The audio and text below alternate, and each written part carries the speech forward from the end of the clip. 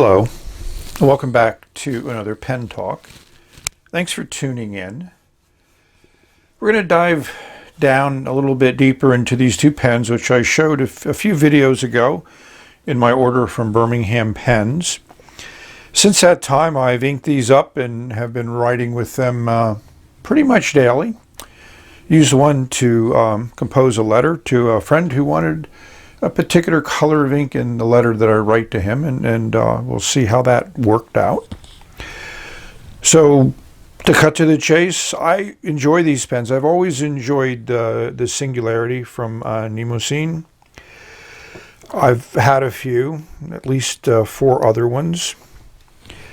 And yes, I have had the cracking issue with the caps. The red one is starting to develop cracks at the end, so maybe a piece will pop out at one time. So I knock over the bottles of ink, but they have caps on, thankfully. And I have this clear aqua one, which is also developing some micro cracks at the end. So that's a challenge with this design. I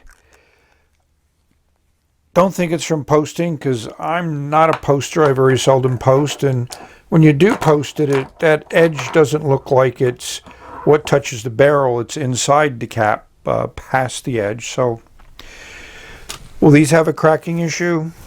Time will tell, but I just find this resin just to be very nice. This is the coral one, very colorful. You know, the design is simplistic. One of the other challenges that people have are these threads are on the section.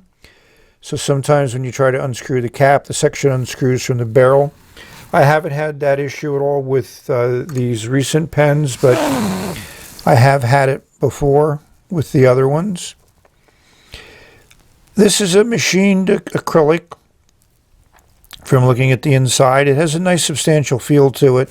You know, we can see there's really nothing there to kind of formulate a cap seal. But I haven't had any drying out issues. I think the pens write fairly wet, so that's a nice thing. And this blue resin is also very nice. I mean, these cost me $10 a piece, and that to me is a bargain. I get a nice Nemosine nib, and I get a beautiful pen, which is very functional. Just a classic, great writer, everyday style pen. We're going to do the LED X-ray. You can see there's nothing inside there. You don't see the machined edge. It's nice that kind of formed like a flashlight at the top. And the coral resin looks like stained glass when you put the light inside of it. I mean, that's pretty cool. And again, you get that kind of like flashlight where they've machined in and made the finial. I'm certain this is all screwed together, but I haven't wanted to take these apart any more than I did.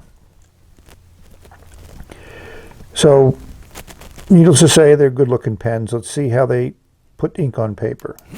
Here's your classic size comparison.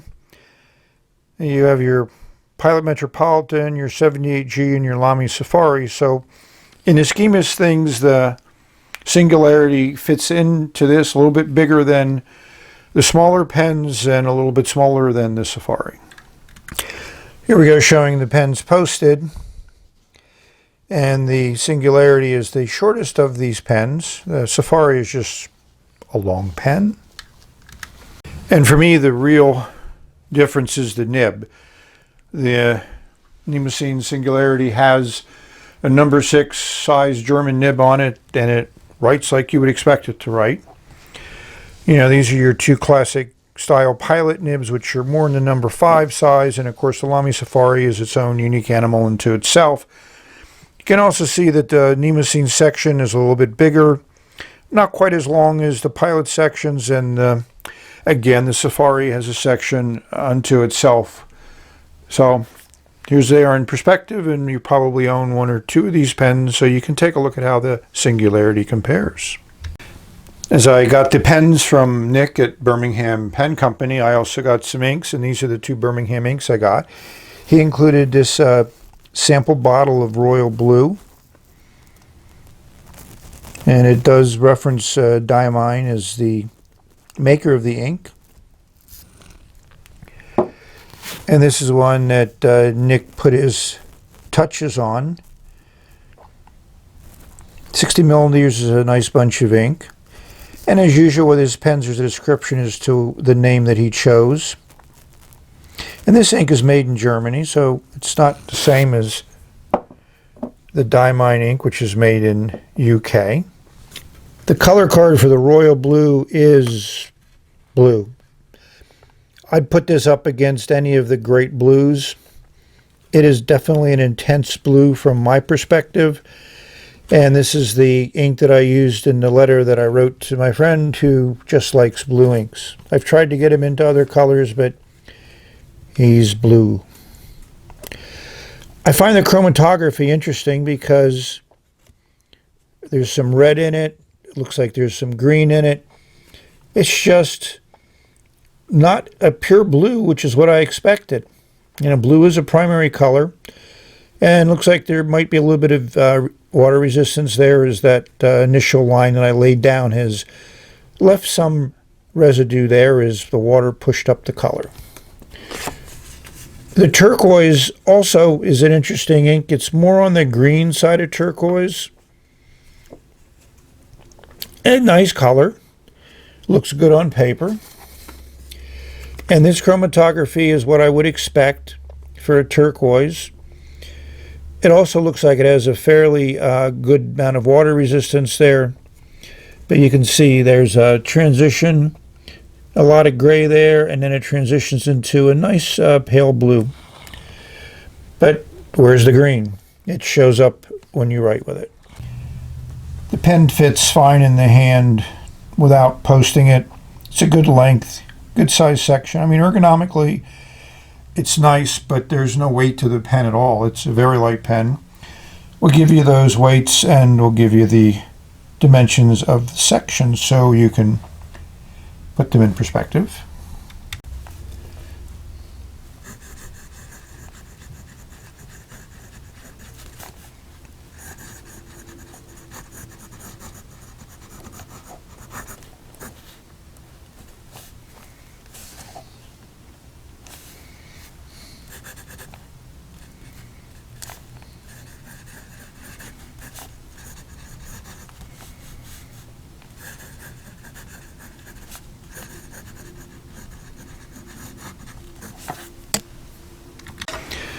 I think you could hear how, I mean, this just glides across the paper, no effort to write, no pressure required to write, and it lays down a pretty wet line.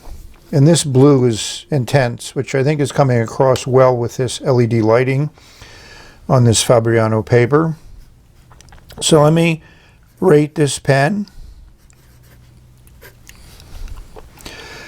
I'm going to give it a 8.6.